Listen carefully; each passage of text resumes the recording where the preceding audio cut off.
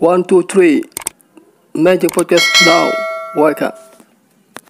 Saat khuduril yaum. Assalamualaikum warahmatullahi wabarakatuh. Waalaikumsalam warahmatullahi wabarakatuh. Gimana Ustaz, kabar sehat? Alhamdulillah sehat ya. Sehat. Berkah. Berkah Ustaz. Waduh, iya kayaknya antum hari ini lagi seger. Iya. Iya. Ada apa nih? Biasa, Datang Sat. ke rumah ngobrol-ngobrol nggak ada kopinya nih. Ya justru antum mana kan tamu ini. Kok nggak dikopiin gitu? Kopinya lagi habis kali ya. Iya. Apa ntar kali nyusul ya, sudah Iya. syuting ya. Oke. Ya mau ngobrol-ngobrol saat. Jadi alhamdulillah Sultan Elo Channel kembali saat mengadakan podcast hari ini ya. Kita sebenarnya punya kata kunci saat. Itu namanya open voice ya. Open voice itu bukan suara. Iya. Jadi narasumber diharapkan untuk membuka suaranya, maksudnya ya agak keras gitu saat, bukan suara yang ini. Iya. Saat itu aneh sih, pribadi nggak tahu terkait masalah. Ya bukan viral sih, banyak orang mana ini nggak ngerti terkait oli Sat. Kita ngomongin oli Sat. Oli, tahu oli kan itu ya oli. Nanti pahamnya oli apa coba? Oli. Coba dah, itu pahamnya oli apa Sat? Baik. Oli Sat. Kalau oli banyaknya kan untuk pelumas ya. Itu dia Sat. Pelumas. Ada kalau itu soalnya. Tapi kalau pelumasnya itu kan untuk apa, supaya mesin-mesin itu enak bekerjanya. Nah, kalau mesin perusahaan milik pengusaha agar seluruh perusahaannya itu bisa bekerja dengan baik. Iya. Yang pasti menjadi obrolan hangat itu adalah si pengusaha-pengusaha yang terkumpul dari berbagai negara untuk menguasai sumber daya alam, baik di Indonesia ataupun berdasarkan pembahasan dalil bahwa sumber daya alam itu kan sebetulnya milik umum, milik warga, milik rakyat. Nah, kalau ada sekumpulan atau banyak pengusaha untuk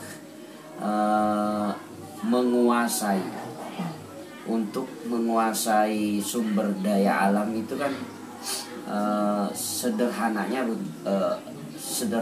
saya contohkan begini. Kalau motor milik Abang Fahmi itu kan kepemilikannya adalah kepemilikan pribadi Abang Fahmi, saya ambil gitu. Maka status saya di mata Bang Fahmi apa namanya? Pencuri kan, ya pencuri. Maka ketika sumber daya alam statusnya adalah milik warga, tetapi untuk memuluskan perusahaan pemilik pengusaha merampas hak warga karena sumber daya alam itu warga, sederhananya kemudian pada siang hari ini saya mengatakan mereka itu adalah, kalau tidak pencuri apa namanya gitu. Tentu mencurinya dengan gaya sistem ya, dengan gaya sistemik, sehingga mereka begitu mudah memiliki sumber daya alam. Itu yang pertama. Yang kedua, kebetulan saya tinggal di Tangerang, wilayah Pantura, pesisir laut gitu. Memperhatikan dari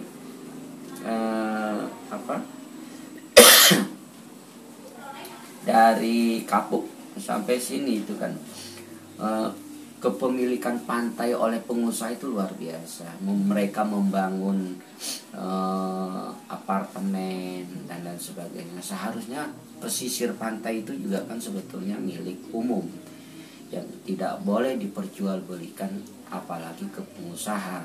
Tapi ntar itu kan bagus buat ngidupin masyarakat yang butuh lahan pekerjaan secara ekonomi, jadi bagus dong sebenarnya.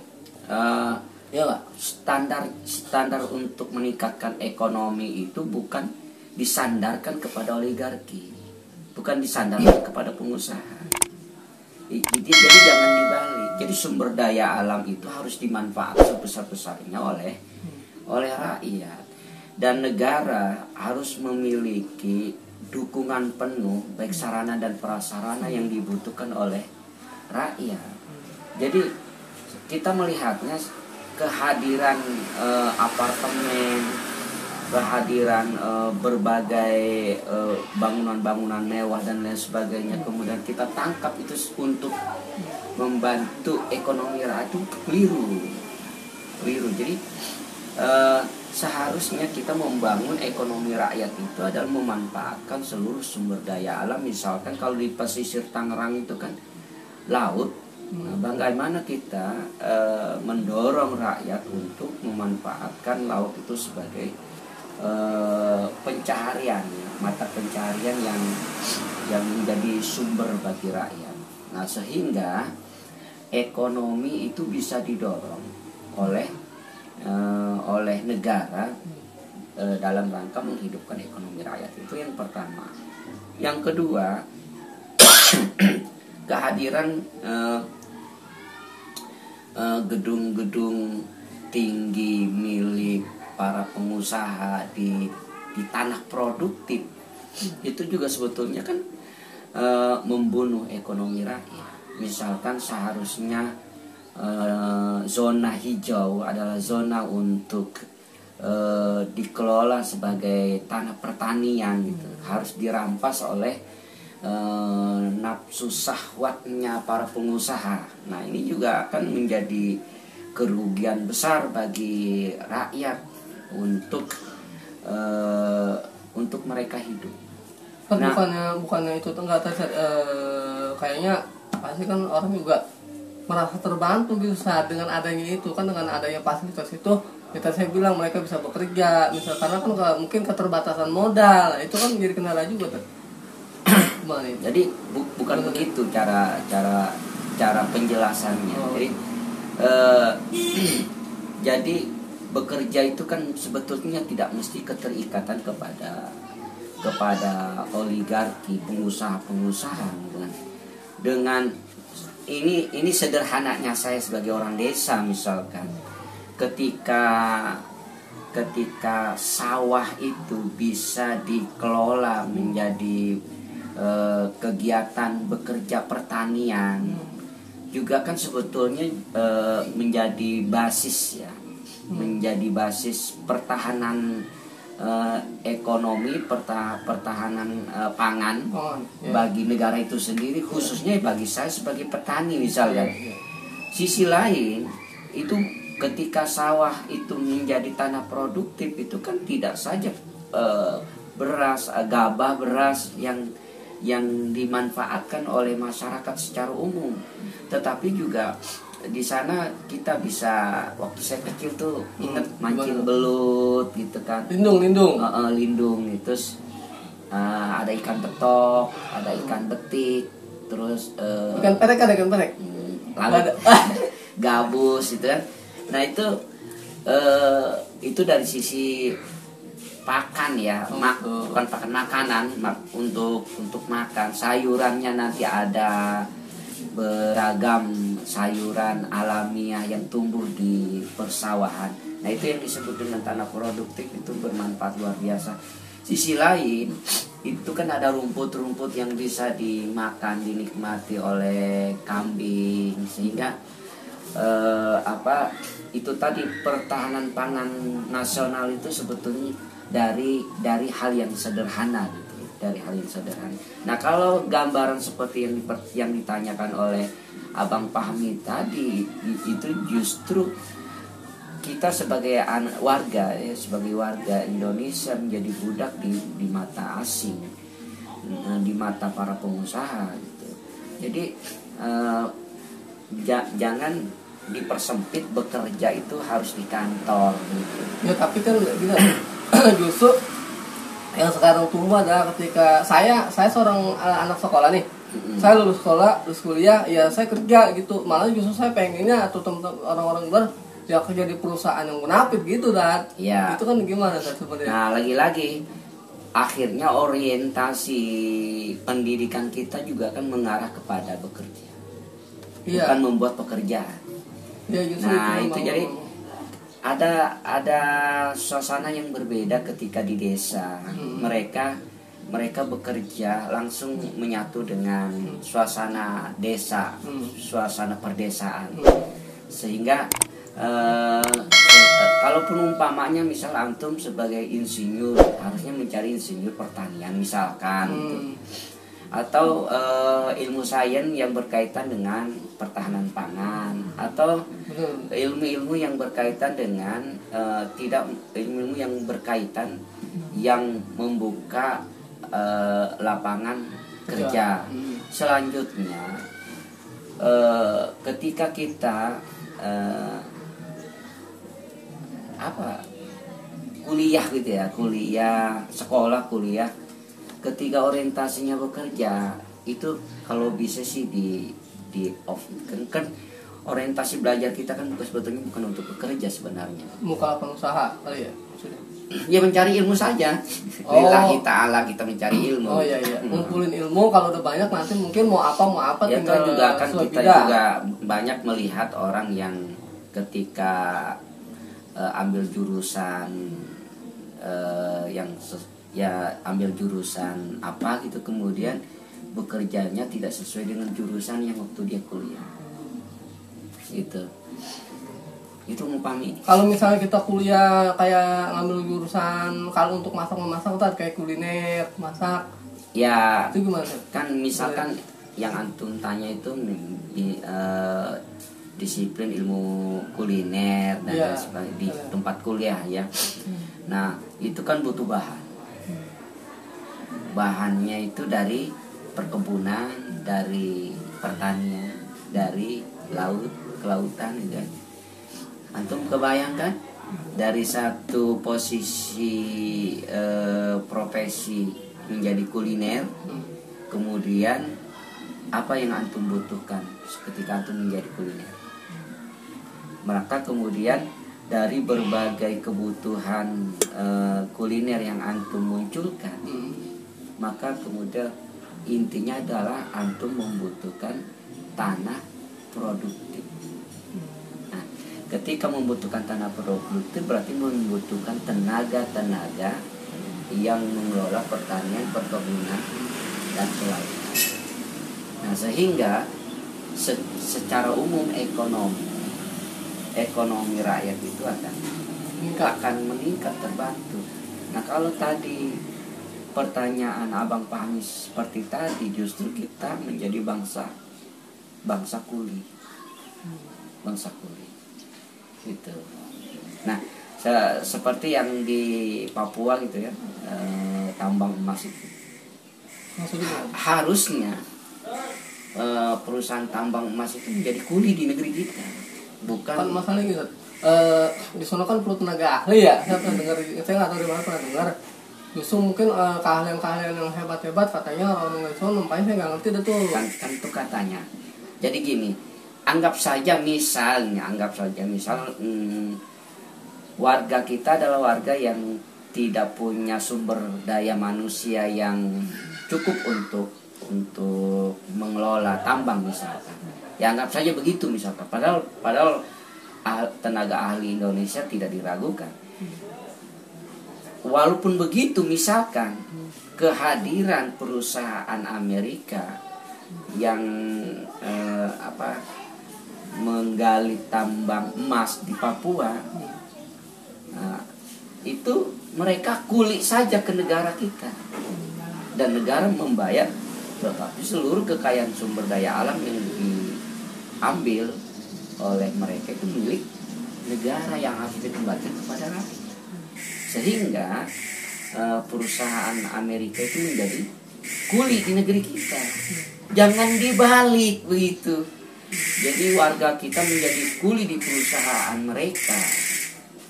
Ya, kemudian sumber daya alam dalam bentuk emas kemudian dibawa ke negara mereka. Dan itu bukan milik mereka sebetulnya. tapi milik rakyat. Indonesia ya. Itu aja Bang ya. Ya. Luar biasa saja sebenarnya. Ya tadi itu sebenarnya makanya orang-orang Indonesia tuh warga bumi terutama punya skill kali saja, kemampuan secara sumber daya manusia. Mungkin juga modal itu terkendali di modal saat biasanya itu loh. Oh enggak juga. Enggak juga. Itu gimana Sat? Kayak gitu. Pada akhirnya ya. Pada akhirnya modal yang dibutuhkan oleh sebuah negara itu memang berkaitan dengan sistem negara. Nah, masyarakat berpikir tidak bisa dagang kalau tidak pinjam ke bank yang ada unsur ribawi. Kan akhirnya masyarakat atau warga saat ini itu adalah terjebak kepada sistem ekonomi saat ini, yaitu sistem ekonomi kapitalis yang kemudian semuanya berpulang kepada ketergantungan pemilik modal. Dalam Islam kan sebetulnya tidak begitu. Dalam Islam gimana? Nah, itu kan ada syirka. Jadi sehingga ketika ada sistem ekonomi syirka, satu sisi ketika ada orang yang tidak punya modal, dia punya keahlian untuk mengelola. Nah, itu bagian ini akan hidup. Di bagian lain ada orang yang punya modal. Yang punya modal kemudian bertemu satu dengan yang lainnya. Yang satu membiayai kegiatan ekonomi, kegiatan pengelolaan usaha. Di sisi lain, ketika ada orang kaya yang uangnya tidak produktif, itu akan menjadi produktif. Satu sama lain akan membantu begitu. Nah,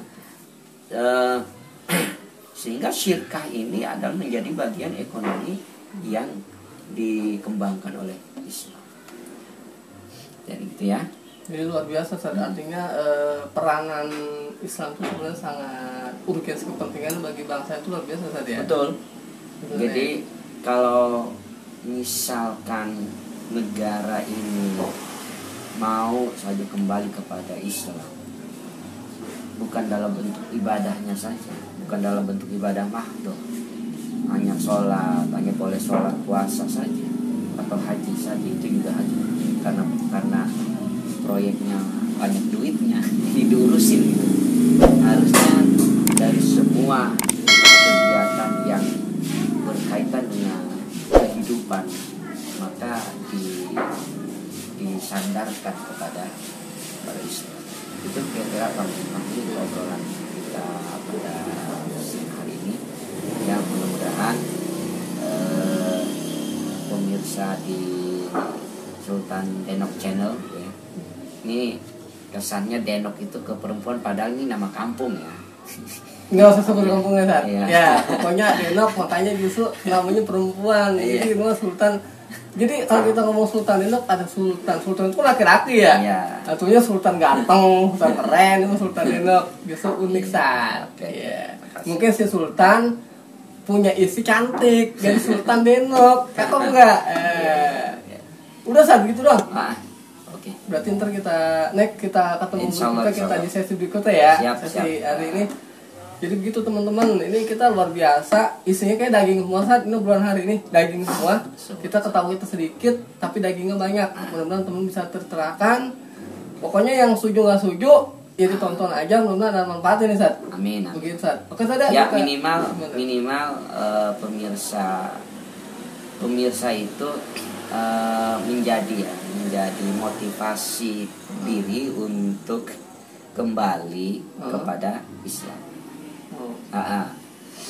Dan menjadi motivasi besar untuk negara mengambil sistem Islam dan ekonomi Islam, sehingga satu sama lainnya akan menjadi satu kekuatan dan menjadi kesejahteraan yang luar biasa ketika diurus dengan Islam.